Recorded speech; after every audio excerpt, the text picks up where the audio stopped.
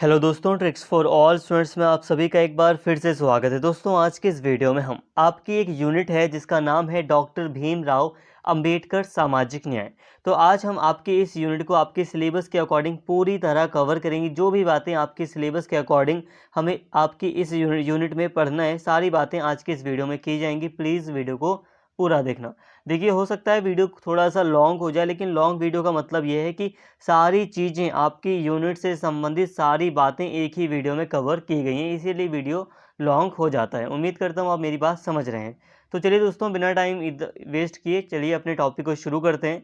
But आगे बढ़ने से पहले हम बात करेंगे थोड़ा सा भीमराव अंबेडकर के सामान्य परिचय की। थोड़ा सा हम जानेंगे कि भीमराव अंबेडकर कौन थे, इनके बारे में सामान्य बातें करेंगे। वैसे तो आप लोग जानते ही हैं, सभी जानते हैं ये कौन थे, लेकिन कुछ सामान्य बातें इनके जीवन से संबंधित आज की इस वीडियो में हम स्टार्टिंग में करेंगे। तो सामान्य अगर हम इनके परिचय को देखें तो डॉक्टर अंबेडकर का जन्म महाराष्ट्र से संबंध रखने वाली महार जाति में हुआ था, जिसे एक अस्पृश्य जाति माना जाता था। देखिए दोस्तों, भारत में छुआछूत की एक घिनौनी प्रथा मौजूद रही थी, और उसी प्रथा के अंतर्गत एक महार जाति थी जिसको अछूत माना जाता था, अस्पृश्य माना जाता था, और इसी जाति में महाराष्ट्र में डॉक्टर बी.आर. अम्बेडकर का जन्म हुआ था। भीमराव बाल्यकाल से ही मेधावी थे, मतलब काफ़ी तेज थे बुद्धि से, परंतु निम्न जाति में जन्म लेने के कारण उन्हें पग पग पर यानी कि समय समय पर जगह जगह पर अपमान और यातना का सामना करना पड़ा। फिर भी उन्होंने अपनी शिक्षा जारी रखी। फिर बड़ौदा के महाराज गायकवाड़ से छात्रवृत्ति मिल जाने के यानी कि स्कॉलरशिप मिल जाने पर उन्होंने अमेरिका यानी कि अमेरिका के कोलंबिया विश्वविद्यालय में उच्च शिक्षा प्राप्त की। इसके बाद उन्होंने अपने अथक परिश्रम के बल पर यानी कि बहुत ज़्यादा परिश्रम के बल पर, मेहनत के बल पर इंग्लैंड के लंदन स्कूल ऑफ इकोनॉमिक्स में शिक्षा पाई। उन्होंने कोलंबिया और लंदन दोनों जगह से डॉक्टरेट की उपाधि प्राप्त की, और लंदन में कानून की शिक्षा पाकर वे बैरिस्टर भी बने। भारत लौटकर उन्होंने 1923 में वकालत शुरू की, और साथ ही अपना जीवन अस्पृश्य या अछूत मानी जाने वाली जातियों के उत्थान में लगा दिया। तो देखिए दोस्तों, अगर हम अंबेडकर जी के बारे में कुछ सामान्य बातें करें, वैसे तो बहुत सारी बातें आप जानते हैं, लेकिन हल्का सा हम इनको समझें तो महार जाति में इनका जन्म हुआ था, जो एक बहुत ही निम्न जाति मानी जाती थी। इसके साथ ही ये बचपन से ही काफ़ी बुद्धिमान थे, मेधावी थे, पढ़ाई में काफ़ी तेज़ थे, लेकिन क्योंकि ये निम्न जाति से आते थे, इसलिए कई बार इनका हर जगहों पर जहाँ जहाँ ये गए, या कई जगहों पर इनका अपमान हुआ, कई सारी यातनाएं इनको झेलनी पड़ी, कई सारा इनको शोषण झेलना पड़ा। लेकिन इन्होंने हार नहीं मानी और अपनी शिक्षा को इन्होंने आगे जारी रखा, और आगे चलकर एक बड़ौदा के गायकवाड़ एक महाराजा थे, जिन्होंने इनको छात्रवृत्ति दी, एक स्कॉलरशिप प्रदान की, और उस पैसे के बल पर इन्होंने अमेरिका में कोलंबिया विश्वविद्यालय में एडमिशन लेकर वहाँ से एक एक उच्च शिक्षा इन्होंने वहाँ से प्राप्त की, अमेरिका के कोलंबिया विश्वविद्यालय से।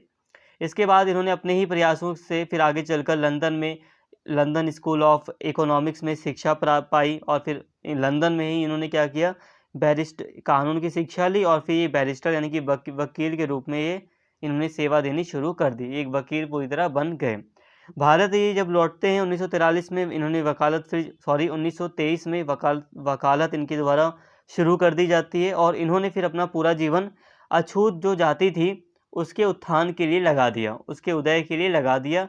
जो अछूत जाति या स्पृश्य जाति जो मानी जाती थी, उसके खिलाफ जितना भी शोषण था उसकी ओर सभी का ध्यान आकर्षित किया, और सभी को पूरी तरह ये जो अछूत प्रथा थी, अस्पृश्य प्रथा थी, इसका पूरी तरह विरोध इनके द्वारा किया गया। तो यहाँ तक ये सामान्य बातें थी। अगर हम डॉक्टर बी.आर. अम्बेडकर की कुछ किताबों के बारे में बात करें तो इन्होंने कई सारी किताबें लिखी, कई सारी इनकी कृतियाँ हैं। तो डॉक्टर बी.आर. अम्बेडकर की कृतियों में annihilation of caste, who were the Shudras, the untouchables और बुद्धा एंड हिज धम्मा विशेष रूप से प्रसिद्ध हैं।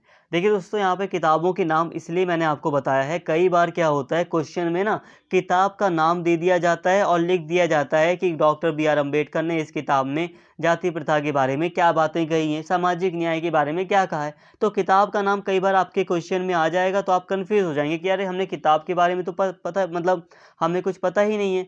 तो किताब का नाम मैंने दे दिया, चाहे किताब का नाम कोई भी आएगा, आपको जो भी बातें अम्बेडकर जी के बारे में आपको यहाँ पे पढ़ाई जा रही हैं, आप वहाँ पे एग्ज़ाम में लिखेंगे। देखिए दोस्तों, यहाँ अगर हम डॉक्टर बी आर अम्बेडकर की प्रमुख किताबों की बात करें, कृतियों की बात करें, तो एक है एनिहिलेशन ऑफ कास्ट। ठीक है, एनिहिलेशन ऑफ कास्ट, कई बार इससे भी डायरेक्ट क्वेश्चन आ जाता है, क्वेश्चन में लिख दिया जाता है एग्जाम में कि एनिहिलेशन ऑफ कास्ट के अंतर्गत बी आर अम्बेडकर ने जाति प्रथा के बारे में क्या बातें कही हैं, आप बताइए। ऐसा कह दिया जाता है, लेकिन आपको लिखना वही है जो भी अम्बेडकर जी ने जाति प्रथा के बारे में कहा था, आपको वही लिखना है। लेकिन बच्चे कंफ्यूज हो जाते हैं, तो कंफ्यूज मत होना। ये इनकी प्रमुख कृतियाँ थी और इसी को फिर हिंदी में यहाँ पर लिख दिया है, जैसे कि जाति प्रथा का उन्मूलन, हिंदी में इस बुक का नाम था जाति प्रथा का उन्मूलन। तो यहाँ हमने देख लिया इनकी प्रमुख किताबों को। तो इस तरह हमने सामान्य परिचय को हल्का हल्का समझ लिया। सामान्य परिचय बहुत ज़्यादा इम्पॉर्टेंट नहीं है, इसे बस हमें एक अंडरस्टैंडिंग के लिए समझना था और हमने उसे समझ लिया। अब आगे हम बात करें तो डॉक्टर बी आर अम्बेडकर के अंतर्गत मुख्य रूप से हमें बात करनी है कि सामाजिक न्याय और सामाजिक समानता से संबंधित जो सिद्धांत है उसकी बात करनी है। तो सबसे पहले बात करते हैं सामाजिक न्याय की। अब डॉक्टर बी आर अम्बेडकर ने सामाजिक न्याय का मुद्दा जोरों शोरों से उठाया था। अब ये क्या था, इसको समझते हैं। सामाजिक न्याय, सोशल जस्टिस क्या है, इसको समझिए। सामाजिक न्याय वह सिद्धांत है जो समाज में पाए जाने वाले अन्याय की समाप्ति की मांग करता है। सिंपल सी बात है, दो शब्द में अगर आप समझो तो सामाजिक न्याय एक ऐसा सिद्धांत है जो कहता है कि समाज में जो अन्याय है उसको खत्म कर दो। अन्याय खत्म हो जाएगा तो न्याय अपने आप ही हो जाएगा। ठीक है, जब समाज व्यवस्था के अंतर्गत कुछ व्यक्तियों या वर्गों के लिए ऐसी स्थिति और भूमिका निर्धारित कर दी जाती है कि उनका कोई दोष ना होने पर भी उन्हें लगातार आत्मविकास के अवसरों से वंचित रखा जाता है, तब इन व्यक्तियों या वर्गों को सामाजिक अन्याय का शिकार माना जाएगा। यहाँ पे एक एग्जाम्पल दिया जा रहा है, थोड़ा सा एक अलग कॉन्टेक्स्ट में आपको समझाया जा रहा है कि देखो, जब एक ऐसा सिस्टम बना दिया जाता है, एक सामाजिक व्यवस्था बना दी जाती है जिसमें समाज का एक वर्ग ऐसा होता है जिसको एक अच्छी स्थिति प्रदान कर दी जाती है और एक वर्ग ऐसा होता है जिसको निचली स्थिति प्रदान कर दी जाती है। और कहा जाता है कि जो निम्न वर्ग है वो कुछ नियमों से बंधा हुआ है। जैसे कि भारत में हम देखते हैं जो निम्न वर्ग थे, जैसे कि शूद्र हो गए, वैश्यास हो गए, तो कई सारे जो निम्न वर्ग के लोग थे उनको बांध कर रखा गया था कई सारे कड़े नियमों के अंतर्गत, ताकि उनका वैसा विकास ना हो सके जैसे कि ऊपर के वर्णों का हो रहा था। तो यहाँ तक ये सारी बातें स्पष्ट हैं कि जब एक वर्ग का विकास रोक दिया जाता है, जब एक कोई वर्ग के लोग होते हैं, समुदाय के लोगों के विकास को रोक दिया जाता है, उसे वंचित रखा जाता है आत्मविकास से, तो उसे कहा जाता है सामाजिक अन्याय। तो माना जाएगा कि जो संबंधित वर्ग है वो सामाजिक अन्याय का शिकार है।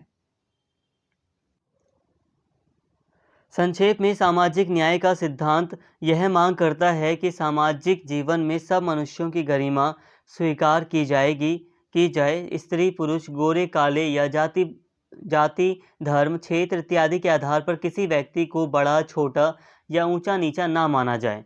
शिक्षा और उन्नति के अवसर सबको समान रूप से सुलभ हों और सब लोग मनुष्य के नाते मिलजुल कर साहित्य, कला, संस्कृति और तकनीकी मनुष्य साधनों का उपयोग और उपभोग कर सकें। देखिए दोस्तों, सामाजिक न्याय क्या मांग करता है? सामाजिक न्याय कहता है कि जो समाज में अन्याय हो रहा है समाज में, उसको ख़त्म कर दो और ये जो मनुष्य है, जितना भी, चाहे वो मनुष्य कोई स्त्री हो, चाहे पुरुष हो, चाहे बच्चा हो, चाहे बूढ़ा व्यक्ति हो, चाहे वो किसी भी जाति का हो, किसी भी वर्ग का हो, चाहे अमीर हो या छोटा हो, हर मनुष्य की डिग्निटी को समझा जाए, स्वीकार किया जाए। जैसे कि हम कहते हैं ना कि हर मनुष्य की एक डिग्निटी है, एक गरिमा है, एक आत्मविश्वास होता है, एक सेल्फ रिस्पेक्ट होती है हर मनुष्य की। ठीक है, एक गरिमा होती है, हर मनुष्य के अंदर कुछ कॉन्फिडेंस होता है, तो उसको बनाए रखा जाए, उसको स्वीकार किया जाए कि हाँ, हर मनुष्य की सेल्फ रिस्पेक्ट है, हम किसी को इतना नीचा नहीं गिरा सकते, किसी के साथ हम गुलाम जैसा व्यवहार नहीं कर सकते, तो इसको स्वीकार किया जाए। और स्त्री पुरुष हैं, जो लोग हैं, जो काले गोरे हैं, कोई भी जाति वगैरह है, तो इन सब में किसी प्रकार का भेदभाव ना हो, सभी लोगों को सारी उन्नति के जो साधन है, विकास के जो साधन है, अवसर हैं, जो अपॉर्चुनिटी है वो एक बराबर समान रूप से मिले। तो यहाँ तक आपको सामाजिक न्याय का मतलब हल्का हल्का समझ में आ गया होगा। नॉर्मल आपको समझ में आ गया कि सामाजिक न्याय यही मांग करता है कि अन्याय को खत्म कर दो समाज का। ठीक है, समाज में मतलब जो भी अन्याय हो रहा है उसको खत्म कर दो। भारतीय समाज में विशेषतः हिंदू समाज में अस्पृश्यता या छुआछूत अनटचेबिलिटी की प्रथा सामाजिक अन्याय का ज्वलंत उदाहरण प्रस्तुत करती है। ठीक है, अगर हम भारतीय कॉन्टेक्स्ट में बात करें तो भारत में अगर हम उस टाइम पीरियड के हिसाब से अगर हम साफ साफ देखें तो उस टाइम पीरियड में हमें भारतीय समाज में छुआछूत की एक ऐसी घिनौनी प्रथा देखने को मिल जाती है जो साफ तौर पर शो करती है कि भारत में सामाजिक अन्याय था। ठीक है, सामाजिक अन्याय को साफ तौर पर एक उदाहरण के तहत हम देख सकते हैं भारत में अस्पृश्यता या छुआछूत की प्रथा के अंतर्गत। इसी के तहत डॉक्टर बी आर अम्बेडकर ने भारत में प्रचलित अस्पृश्यता की प्रथा का गहन विश्लेषण करके और इससे पीड़ित वर्गों को इससे मुक्ति की राह दिखाकर सामाजिक न्याय के लक्ष्य की पूर्ति का गहन प्रयत्न किया था। इस लक्ष्य का मूल मंत्र था समानता का सिद्धांत है, जिसे इन्होंने बहुत प्रभावशाली ढंग से व्यक्त किया है। देखिए दोस्तों, अंबेडकर जी ने सामाजिक न्याय की मांग की। सामाजिक न्याय के अंतर्गत सबसे पहली बात यही थी कि सामाजिक न्याय के अंतर्गत जो समाज में शोषण हो रहा है, ये जो छुआछूत जैसी प्रथा है जिसके तहत कुछ व्यक्तियों को अछूत घोषित किया गया था, इसको समाप्त किया जाए। तो इसी के चलते डॉक्टर बी आर अम्बेडकर ने सामाजिक न्याय की मांग की थी और सामाजिक न्याय के लक्ष्य को सही से प्राप्त करने के लिए इन्होंने सामाजिक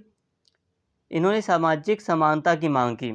समानता का सिद्धांत इन्होंने प्रस्तुत किया और इसी कारण से हम समानता के सिद्धांत को भी पढ़ेंगे। तो सिंपल सी बात है, सामाजिक न्याय के साथ ही समानता का सिद्धांत भी जुड़ा हुआ है, इसीलिए सामाजिक न्याय का सिद्धांत अभी तक हमने पढ़ लिया, सामाजिक न्याय को हमने समझ लिया। अब हम बात करते हैं समानता के सिद्धांत की। दोस्तों, समानता के सिद्धांत को समझने से पहले हमें थोड़ा समानता का एक सिद्धांत का जो इतिहास है इसको हमें देखना है। ठीक है, समानता के सिद्धांत के इतिहास को देखते हैं। समता और समानता मतलब एक ही होता है, तो समता सिद्धांत का इतिहास क्या रहा है इसको देखते हैं। देखिए दोस्तों, भारतीय समाज में प्राचीन काल से ही जब भगवान महावीर और महात्मा बुद्ध जैसे विद्वान थे, तो उस टाइम पीरियड से ही समानता की बात की जाती रही है। देखिए, महात्मा बुद्ध ने अपने विचारों में समानता की बात की थी। यहाँ पे जो महात्मा बुद्ध ने जो भिक्षुओं की जो संस्था बनाई थी उसमें इन्होंने किसी के साथ भी मतलब चाहे वो कोई ब्राह्मण वर्ण का व्यक्ति हो, चाहे शूद्र वर्ण का व्यक्ति हो, चाहे क्षत्रिय वर्ण का या वैश्य वर्ण का, किसी भी वर्ण का, किसी भी जाति का कोई भी व्यक्ति अगर भिक्षुओं की संस्था में शामिल होता था भगवान बुद्ध की, तो उसके साथ कोई भेदभाव नहीं होता था, वहाँ पर सभी लोग समान थे। तो इस तरह हम प्राचीन काल में भी समानता के सिद्धांत को हम देख सकते हैं कि समानता की बात महात्मा बुद्ध और महावीर के द्वारा की गई थी। इसके बाद हम देखते हैं बहुत लंबे समय बाद जब मध्यकाल आता है, तो मध्यकालीन टाइम पीरियड की अगर हम बात करें, लगभग जब भक्ति काल चल रहा होता है, तो उस समय इसके बाद संत परंपरा के अग्रदूत कबीर हो गए, गुरु नानक हो गए, रैदास जिन्हें रविदास भी कहा जाता है, तुकाराम, नारायण गुरु, इन्होंने भी समता मूलक समाज की बात की। इन्होंने कहा कि समाज में समानता होनी चाहिए, ऐसा समाज हो जिसमें समानता हो। इसके बाद आधुनिक काल आ जाता है, मॉडर्न पीरियड आ जाता है और उसमें हम देखते हैं कि स्वामी दयानंद सरस्वती, स्वामी विवेकानंद, महात्मा फूले, इनके द्वारा समानता की बात की जाती है। ठीक है, ये प्रमुख व्यक्ति होते हैं जिनके द्वारा आधुनिक काल में समानता की बात की जाती है कि समाज में समानता होनी चाहिए। तो समता के इतिहास की अगर हम बात करें तो प्राचीन काल में भी बहुत सारे विद्वान थे, जैसे कि महात्मा बुद्ध हो गए, महावीर जो प्रमुख थे, जिन्होंने समानता की बात कही थी, समाज में समानता होनी चाहिए। जाति प्रथा की जगह इन्होंने कहा समानता होनी चाहिए। ऊंच नीच अगर जाति प्रथा है भी, तब भी उसमें इतना ज़्यादा, जैसे कि शूद्रों के लिए निम्न कार्य, ब्राह्मणों के लिए ऊंचे कार्य या ऊंचा दर्जा जो था, इसको समाप्त किया जाए। इन्होंने ये नहीं कहा कि जाति प्रथा को समाप्त करो, लेकिन फिर भी कहा कि समाज में समानता होनी चाहिए। इसके साथ ही मध्यकाल में हम देखते हैं कि कबीर हो गए, गुरु नानक हो गए, ये साफ तौर पर जाति प्रथा का मतलब विरोध करते हैं, साफ तौर पर ये ऊंच नीच की बुराई करते हैं। इसके साथ ही फिर आधुनिक काल में दयानंद सरस्वती हो गए, स्वामी विवेकानंद हो गए, साफ तौर पर ये समानता की बात करते हैं। महात्मा फूले हो गए, ज्योतिबा फूले जिन्हें हम कहते हैं, तो वो हो गए, तो इन्होंने भी समानता की बात कही थी। अब आधुनिक काल में जब कांग्रेस की स्थापना होती है तो कांग्रेस की स्थापना के साथ ही समानता का विचार भी थोड़ा छुपा होता है इसके स्थापना में, कि जब कांग्रेस की स्थापना होती है तो माना जाता है कि समाज में समानता लाने का प्रयास किया जाएगा। लेकिन कांग्रेस की स्थापना के बाद ही 2-3 साल बाद ही इंडियन नेशनल सोशल कॉन्फ्रेंस की स्थापना कर दी जाती है, जो स्पष्ट रूप से सामाजिक सुधार के जरिए समाज में समानता लाने के लिए कई सारी मीटिंग बुलाती थी। तो सिंपल सी बात समझिए, आधुनिक काल में कांग्रेस की स्थापना होती है, लेकिन कांग्रेस की स्थापना से बिल्कुल अलग इंडियन नेशनल सोशल कॉन्फ्रेंस की स्थापना कर दी जाती है, जो समानता के विचारों को बढ़ावा देने का काम करती है। तो यहाँ पर मॉडर्न टाइम में हम यही देखते हैं, और फिर आगे चलकर फिर अम्बेडकर जी आते हैं जो समानता के सिद्धांत की बात करते हैं। तो यहाँ तक हमने हल्का हल्का समानता को लेकर एक सिद्धांत देख लिया, ज़्यादा इंपॉर्टेंट नहीं था ये, हल्का हल्का देख लिया हमने इसको। अब हम आगे बढ़ते हैं, पूरा बी आर अम्बेडकर के तहत जो भी समानता का सिद्धांत है इसको हम पूरी तरह समझते हैं ये क्या है। डॉक्टर अम्बेडकर यह मानते थे कि मनुष्यों में केवल राजनीतिक समानता, पॉलिटिकल इक्वालिटी और कानून के समक्ष समानता, इक्वालिटी बिफोर द लॉ स्थापित करके समानता के सिद्धांत को पूरी तरह कार्यान्वित यानी कि लागू नहीं किया जा सकता। जब तक उनमें सामाजिक आर्थिक समानता, सोशल इकोनॉमिक इक्वालिटी स्थापित नहीं की जा सकती, तब तक उनकी समानता अधूरी रहेगी। देखिए दोस्तों, डॉक्टर अम्बेडकर जी का मानना था कि भले ही हम राजनीतिक समानता दे दें लोगों को, हम कानून के समक्ष समानता दे दें, लेकिन अगर हम सामाजिक आर्थिक समानता स्थापित नहीं कर पाएंगे तो समानता का कोई भी अर्थ नहीं रहेगा। कहने का मतलब है, सामाजिक आर्थिक समानता क्या होती है, आप इसको समझिए। देखो, सामाजिक आर्थिक समानता का मतलब है कि समाज में समानता, समाज में सभी लोग एक दूसरे का आदर करें, एक दूसरे को बराबरी की नज़र से देखें। आर्थिक समानता का मतलब कि नॉर्मल सभी लोगों के पास पैसा हो। सभी लोगों के पास पैसे का होने का मतलब है कि ऐसा ना हो कि एक व्यक्ति दास के रूप में जीवन जीने को मजबूर है क्योंकि उसके पास पैसा नहीं है, और एक व्यक्ति ऐसा है जो बहुत ज़्यादा अमीर हो, जिसके पास हज़ारों दास रखने तक का पैसा हो। तो ऐसा नहीं होना चाहिए। समाज में सामाजिक आर्थिक समानता होनी चाहिए। लगभग पैसे के मामले में भी कोई गरीब ना हो, नॉर्मल लोग होने चाहिए, पैसे भी होने चाहिए लोगों के पास। तो सामाजिक आर्थिक समानता जब समाज में रहेगी तभी कानून के समक्ष समानता और राजनीतिक समानता असली में फ़ायदेमंद रहेगी। राजनीतिक समानता का मतलब है कि सभी को वोट देने का अधिकार हो गया, सभी को चुनाव लड़ने का अधिकार, तो ये राजनीतिक समानता होती है। कानून के समक्ष समानता मतलब कानून के सामने सभी समान हैं। तो सिंपल था, डॉक्टर अम्बेडकर का यही कहना था कि अगर मान लो समाज में भेदभाव हो रहा है और भले ही लोगों को आपने कानून के समक्ष समानता दे दिया और सामाजिक समानता दे दिया, जब तक आप लोगों के साथ भेदभाव को नहीं मिटाएंगे ज़मीनी स्तर पर, तब तक इनका कोई महत्व नहीं रह जाएगा। सिंपल सी बात है दोस्तों, मान लो एक गरीब व्यक्ति है, अब आर्थिक रूप से असमानता है, एक व्यक्ति इतना गरीब है उसके पास वकील करने का पैसा नहीं है, तो खुद बताओ क्या वो फ़ायदा उठा पाएगा अपनी कानूनी समानता का? अभी आप ये मत ध्यान में रखो कि सरकार वकील उपलब्ध कराती है फ्री में, ऐसा अभी ध्यान में मत रखो। अभी हम बात कर रहे हैं बस समानता की, कि मान लो सरकार ने कह दिया कि कानून के आगे सभी समान हैं और कानूनी प्रक्रिया के तहत जो भी चीज़ें होंगी उन पर न्याय किया जाएगा, अदालत वगैरह सब बना दी गई हैं और राजनीतिक समानता भी दे दी गई है। अब राजनीतिक समानता के अंतर्गत अब व्यक्ति चुनाव लड़ना चाहता है, उसके पास पैसा ही नहीं है ना? उसके पास पहुँच ही नहीं है, तो क्या वो फ़ायदा उठा पाएगा इसका?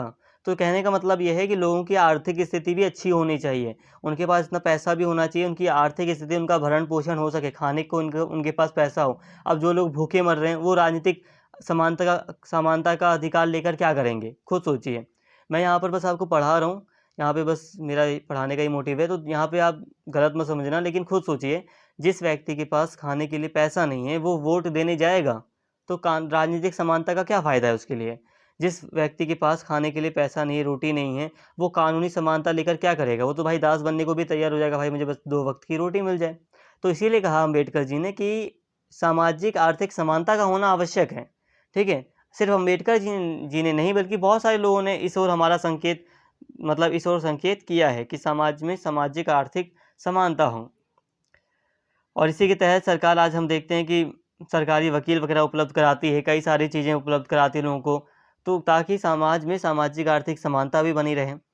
दूसरे शब्दों में, समानता का सिद्धांत सच्चे अर्थ में तभी सार्थक होगा जब मानव जीवन के प्रत्येक क्षेत्र में, अर्थात राजनीतिक, सामाजिक और राजनीतिक तीनों क्षेत्रों में प्रत्येक व्यक्ति की समान नैतिक मूल्यवत्ता को साकार किया जा सकेगा।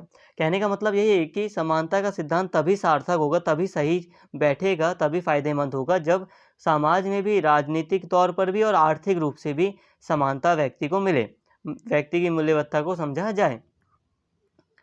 भारत के सामाजिक जीवन में विषमता, इनइक्वालिटी, जो असमानता, विषमता मतलब असमानता, भारत के सामाजिक जीवन में असमानता और अन्याय किस हद तक फैला हुआ था, इसका सजीव विवरण डॉक्टर अंबेडकर ने अपनी दो महत्वपूर्ण कृतियों, दो पुस्तकों में, एनिहिलेशन ऑफ कास्ट और हु वर द शूद्राज, शूद्र कौन थे, तो ये दो इनकी पुस्तकें थी। इसके अंतर्गत इन्होंने इसका वर्णन किया है कि किस तरह से भारत में अन्याय हो रहा था और किस तरह से असमानता थी समाज में।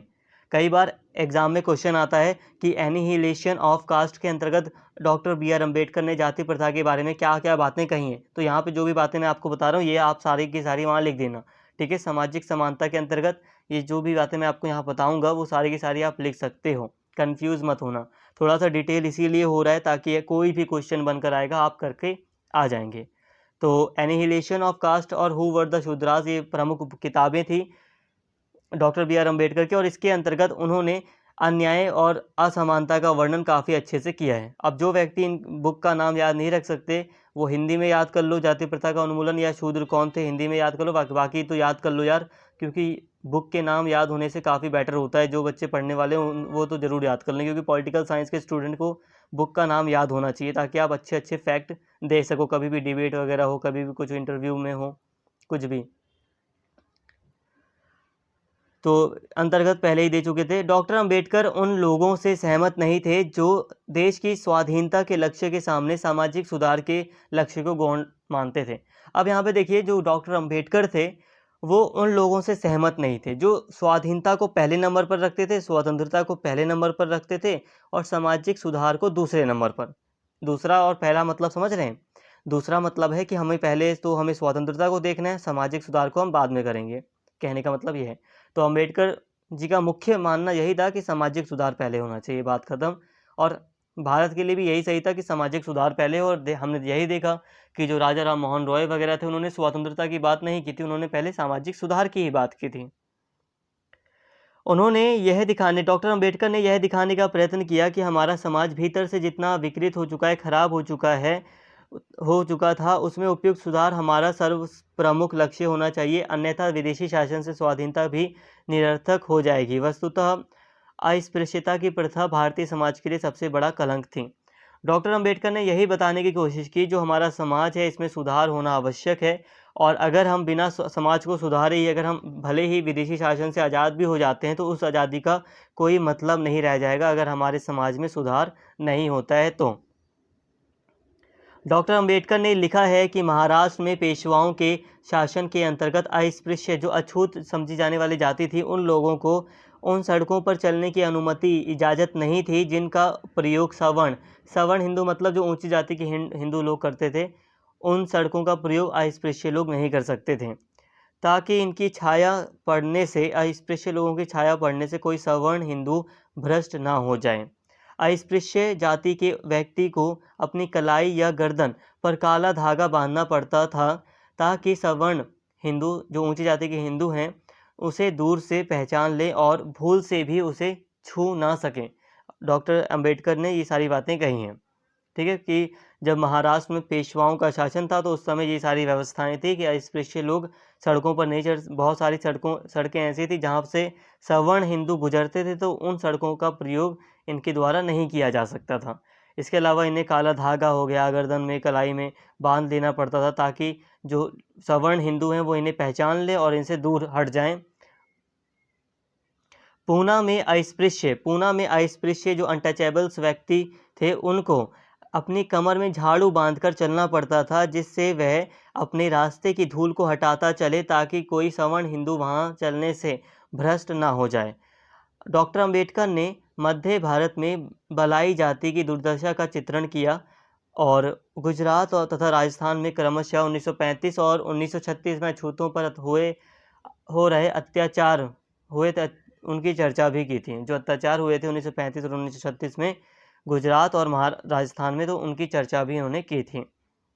ये सारी बातें इन्होंने अपनी किताब के अंतर्गत लिखी हैं, वही हम पढ़ रहे हैं। तो उन्होंने तर्क दिया कि जब अपने ही देश में अस्पृश्य मानी जाने वाली जातियों को पब्लिक स्कूलों में पढ़ने की अनुमति नहीं थी।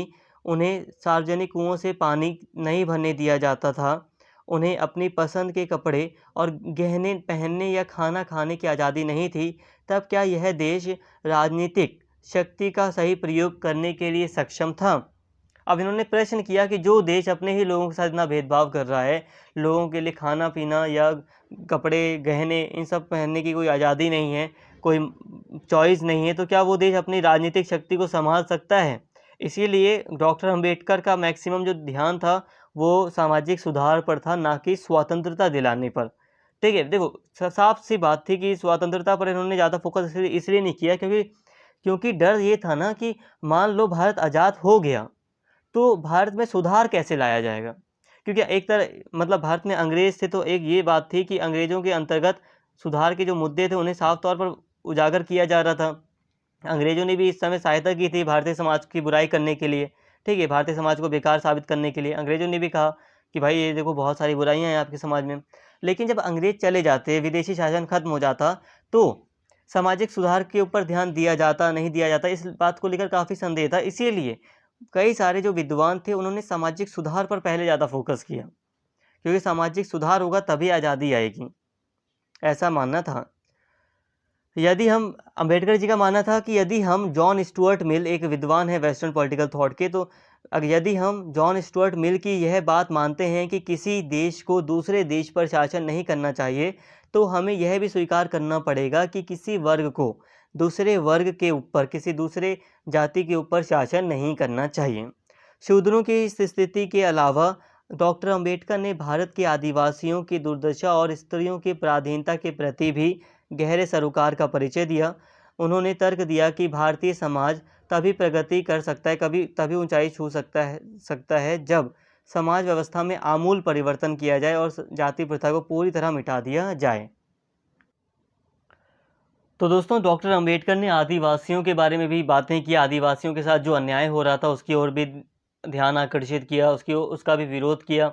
इसके साथ ही स्त्रियों की जो दशा थी, स्त्रियों की जो सिचुएशन थी भारतीय समाज में, उसकी ओर भी इन्होंने संकेत किया था।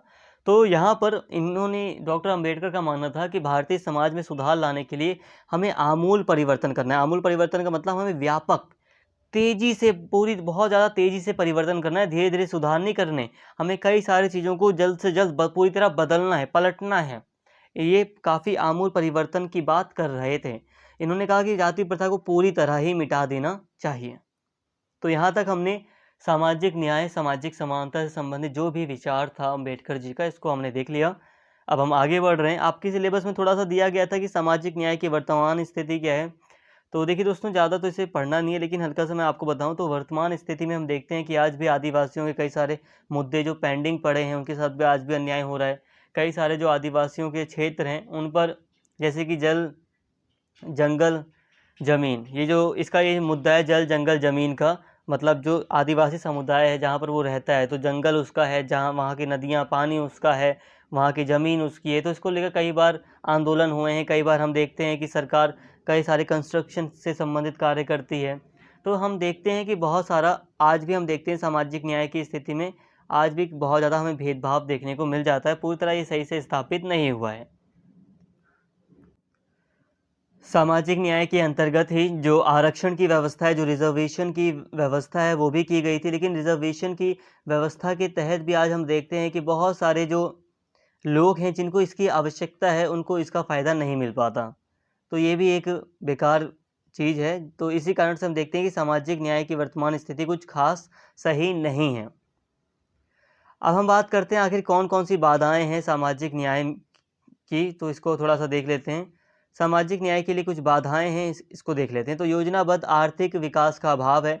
जो योजनाबद्ध एक पूरी योजना बनाई जाती है किसी भी मतलब सामाजिक न्याय प्रदान करने के लिए, चाहे वो निम्न जाति के लोग हों, चाहे गरीब व्यक्ति हो, चाहे आदिवासी समुदाय हो, तो जिस सामाजिक न्याय प्रदान करने के लिए जो योजना वगैरह बनाई जाती है, उसमें हम आर्थिक रूप से देखते हैं कि कम फंडिंग की जाती है। कई बार हम देखते हैं जो योजना वगैरह बनाई गई है वो सही तरह से मतलब लागू नहीं हो पाती, क्योंकि उसके पास इतना पैसा नहीं होता कि बहुत सारी मिनिस्ट्रियों जो मंत्रालय होते हैं उनके द्वारा कई सारी योजनाएं बनाई जाती हैं, लेकिन उनको इतना पैसा नहीं मिल पाता।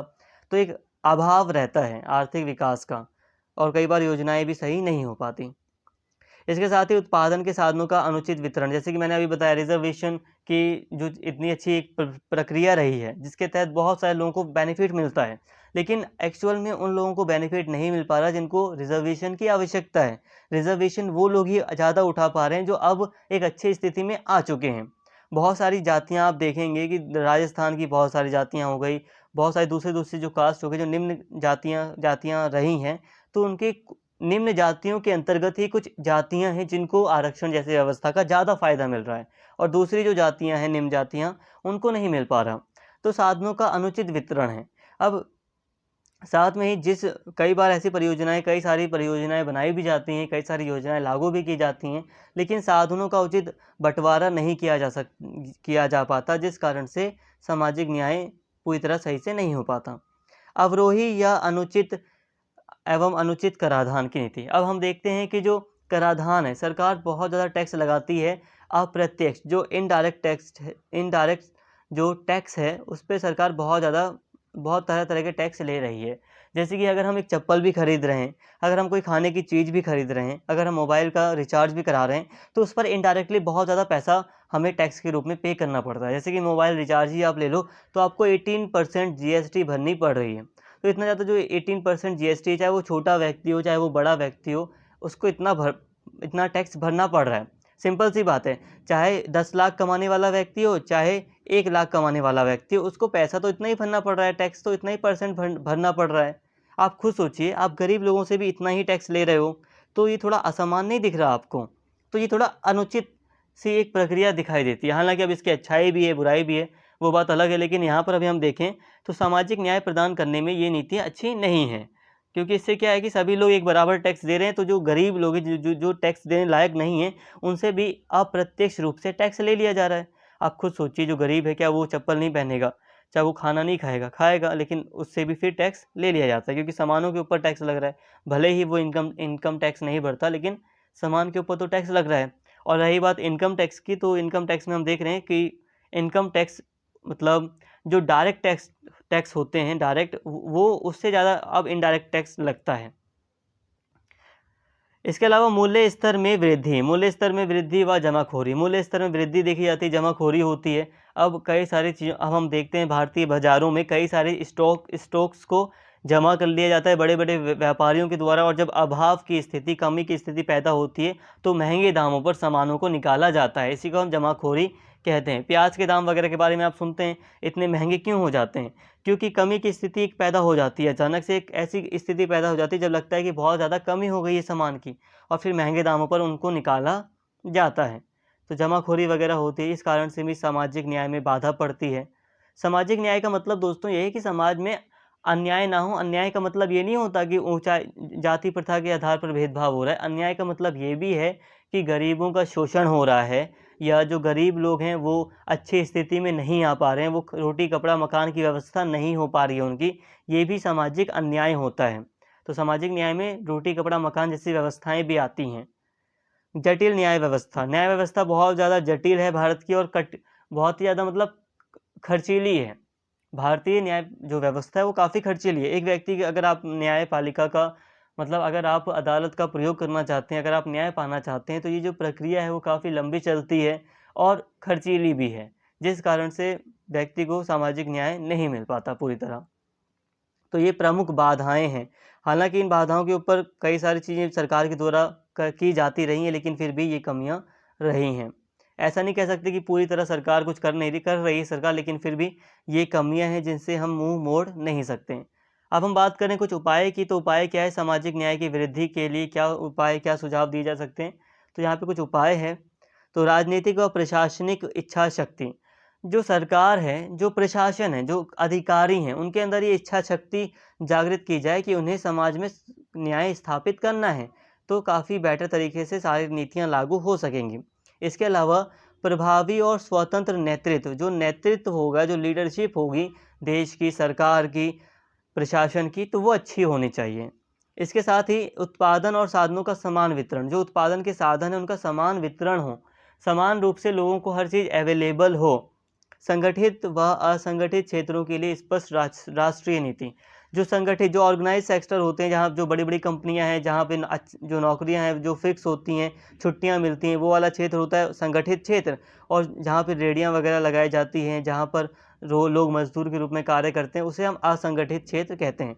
तो सरकार संगठित और असंगठित दोनों के लिए ही एक स्पष्ट एक साफ नीतियां बनाएं, क्योंकि हम देखते हैं जो असंगठित क्षेत्र है जिसमें ज़्यादातर लोग काम कर रहे हैं, उनके लिए सरकार कोई सही सी नीति नहीं बनाती है। तो इस तरह से भी सामाजिक अन्याय होता है। उचित कराधान नीति, ऐसी टैक्स नीति लाई जाए, ऐसी कराधान नीति लाई जाए टैक्स से संबंधित जो सही हो। समाज की परंपराओं और मनोदशा में बदलाव, समाज की जो परंपराएं हैं और जो मनोदशा है उसमें भी समय के साथ परिस्थितियों को देखते हुए उसमें भी बदलाव होता रहना चाहिए।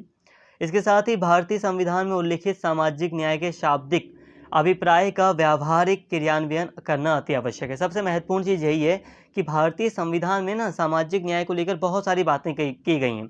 जैसे कि जो संविधान का भाग 4 है, एग्जैक्ट मुझे हमेशा याद नहीं रहता, लेकिन जहाँ तक मुझे याद है संविधान का भाग 4 है, जो कि राज्य के नीति निर्देशक तत्वों से भरा हुआ है।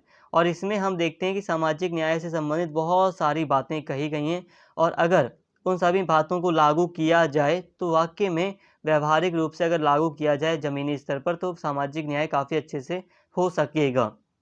तो ये सारी चीज़ें करनी चाहिए सामाजिक न्याय की वृद्धि के लिए।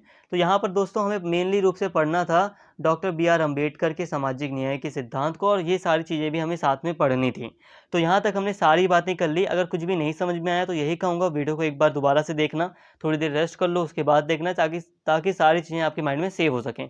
कमेंट करके अपना फीडबैक ज़रूर देना, और कोई भी डाउट है एक बार कमेंट करके वो भी बता देना। बाकी यहाँ तक आपको जितना भी समझाया है ये सारी चीज़ें आपके लिए इंपॉर्टेंट है, आप एग्ज़ाम में लिख कर आना। जितनी भी वीडियोज़ हैं वो आपको प्लेलिस्ट में मिल जाएंगे, लिंक आपको डिस्क्रिप्शन में मिल जाएगा, वहाँ से आप प्लेलिस्ट तक पहुँच जाएंगे।